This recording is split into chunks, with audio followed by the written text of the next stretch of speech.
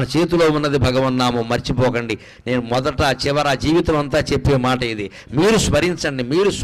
మనస్సులో స్మరించదలుచుకుంటే మడి లేదు, ఆచారం లేదు, ఇవి స్నానం చేసే సమయం లేదు, భోజనం చేసే సమయం లేదు, ఎప్పుడైనా స్మరించవచ్చు. దానికి నియమం లేదు, నిష్ట లేదు, మనస్సుకి రూపం లేదు, కాబట్టి ఏ నియమం ఉండదు. అన్ని రోజులు పాటించినా ఒక్కరోజు కాళ్ళు కడుక్కోలేదు, దేవుడు అంత కక్ష కట్టడమ్మా.